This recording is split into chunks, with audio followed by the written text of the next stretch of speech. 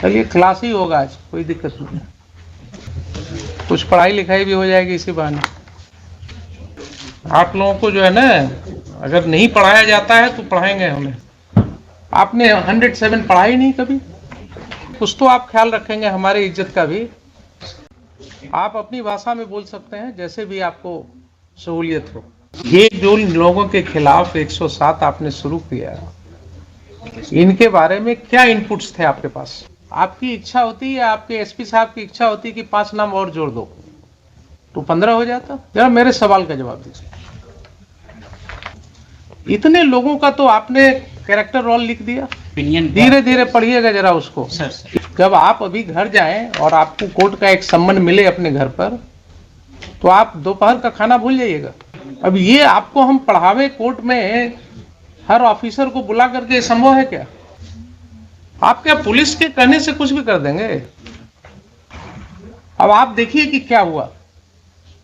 आपने एक दस्तखत कर दिया 107 के ऑर्डर को, उसके आधार पर क्या क्या तांडव हो गया। आप अपनी भाषा में बोल सकते हैं जैसे भी आपको सहूलियत हो। सर, उस समय मोकामा विधानसभा चुनाव सर, उपचुनाव होना था सर। उसमें सर बहुत सारा हम लोगों को इनिशिएट करना पड़ता है, right from the after announcement of the election and after the conclusion of election. इस पीरियड में सर जो प्रिवेंटिव एक्शंस के तहत प्रोसीडिंग्स इनिशिएट करने पड़ते हैं सर। कोई तो बेसिस होगा ना एसडीएम साहब। सर ऑन द रिपोर्ट हम भी उस गांव के अगर रेसिडेंट हो, मान लीजिए हमारे गांव में एक थाना हो और हम वहां के रेसिडेंट हों, तो हमारे खिलाफ 107 प्रोसीडिंग करने के पहले कुछ तो आप ख्याल रखेंगे हमारी इज्जत का भी। कोई रिपोर्ट आपके पास होनी चाहिए कि मेरा ये चरित्र है, हमने ये जो है गांव में उत्पात मचा रखा है या लॉ एंड ऑर्डर प्रॉब्लम है। तो ऐसी स्थिति में आप समझ सकते हैं कि कोई आशंका आपको होगी, कोई ऐसा विश्वास होगा कि यहाँ पर कोई घटना घट सकती है। ये जो लोगों के खिलाफ 107 आपने शुरू किया, इनके बारे में क्या इनपुट्स थे आपके पास? On the basis of police reports, sir, that has been. But police report is nowhere showing any input. Please come to your records. दीजिए एसडीएम साहब को, साथ साथ वकील साहब भी देखेंगे। आपने जो पहले डेट की जो तारीख में लिखा है, उसमें देखिए क्या मटेरियल था आपके सामने 107 का प्रोसीडिंग इनिशिएट करने का। सर, थानाध्यक्ष सामियागढ़ ओपी द्वारा 18/22 के प्रतिवेदन जो धारा 107 दंड प्रक्रिया संहिता के अंतर्गत कार्रवाई हेतु प्राप्त है एवं अनुमंडल पुलिस पदाधिकारी बाढ़ द्वारा अग्रसारित है का अवलोकन किया गया। प्रतिवेदन के अवलोकन से प्रतीत होता है कि आगामी विधानसभा चुनाव 2022 के अवसर पर विधि व्यवस्था की समस्या उत्पन्न करने की संभावना के कारण स्थिति काफी तनावपूर्ण है। अतः मैं प्रतिवेदन से संतुष्ट होकर उपरोक्त कारणों को लेकर किसी भी समय अप्रिय घटना घट सकती है और बलवा हो सकता है, जिसके कारण मेरे क्षेत्राधिकार में शांति भंग हो सकती है। अतः दंड प्रक्रिया संहिता की धारा 107 के अंतर्गत कार्रवाई प्रारंभ करता हूं। वित्तीय पक्षों को नोटिस निर्गत करें कि क्यों नहीं 1 वर्ष तक शांति बनाए रखें। ये तो ऑर्नामेंटल लैंग्वेज है सब, ये आप भी लिखेंगे या आपके क्लर्क ने लिखेंगे, वो आप सिग्नेचर। जरा रिपोर्ट देख लीजिए, प्रतिवेदन जिसके आधार पर आप कर रहे हैं। सर, सादर सूचित करना है कि द्वितीय पक्ष के अंकित लोगों के द्वारा बिहार विधानसभा उपचुनाव 2022। प्रथम पक्ष कौन है? प्रथम पक्ष सर स्टेट है सर। स्टेट हो गए प्रथम पक्ष, पढ़िए द्वितीय पक्ष का। द्वितीय पक्ष सर 10 लोग हैं सर। हाँ, छोटू सिंह। ठीक है, नाम छोड़ दीजिए, आगे पढ़िए क्या लिखा। बिहार विधानसभा उपचुनाव 2022 में किसी पार्टी विशेष या प्रत्याशी के पक्ष में बूथ संख्या 270 उच्च विद्यालय पूर्वी भाग, बूथ संख्या 271 उच्च विद्यालय पश्चिमी भाग के मतदाताओं को बहला फुसलाकर, भयभीत, प्रलोभन देकर प्रभावित कर सकते हैं। इनके द्वारा कर सकते हैं, तो ये तो 10 नाम दिया। आपकी इच्छा होती या आपके एसपी साहब की इच्छा होती कि 5 नाम और जोड़ दो तो 15 हो जाता? इन सब लोगों का क्या रिकॉर्ड ऐसा है जिसके आधार पर आपके ओपी से ये सूचना, ये प्रतिवेदन दी गई? क्या ये प्रतिवेदन काफी है किसी व्यक्ति के अगेंस्ट 107 शुरू कर देने के लिए आपकी राय में? सर, नोटिस के उपरांत पहले ये बताइए ना, आपको माइंड अप्लाई करना था ना। एक प्रतिवेदन आया आपके पास, ओपी से एक प्रतिवेदन आया, उस प्रतिवेदन के साथ किसी भी व्यक्ति का कोई क्रिमिनल हिस्ट्री नहीं लगा हुआ है। उस प्रतिवेदन में कहीं नहीं कहा गया है कि हाँ ये व्यक्ति पास्ट में भी इसने कभी कोई ऐसा दंगा फसाद किया है या किसी लड़ाई झगड़े में इसका नाम पड़ा है, नहीं है ना। तो ऐसा क्यों नहीं माना जाए कि आपने वहां एक दहशत फैलाने के लिए कुछ लोगों का नाम लिख करके उनको भयभीत करने के लिए आपके पुलिस ऑफिसर ने एक रिपोर्ट बनाया, आपको भेजा और आपने उस पर दस्तखत करके 107 शुरू करा दिया।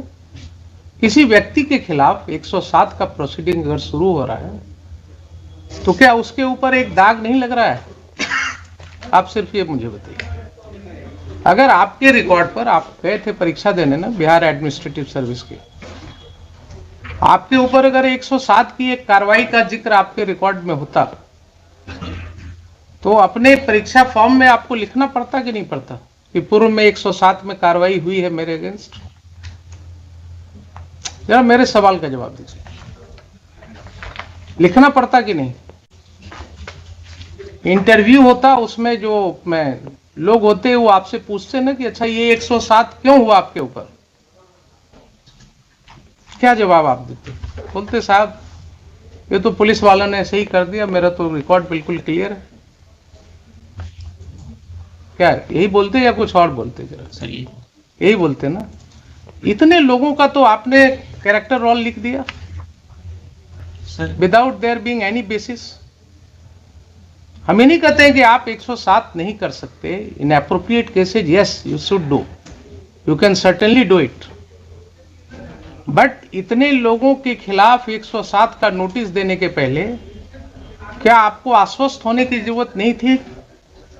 क्या इसमें से किसी व्यक्ति के विरुद्ध कोई शिकायत है, किसी ने कभी कोई लॉ एंड ऑर्डर ब्रेक किया है, किसी ने पूर्व में कहीं पिछले इलेक्शन के दौरान कहीं कोई दंगा फसाद किया है, ऐसी कोई रिपोर्ट है उस ओपी में?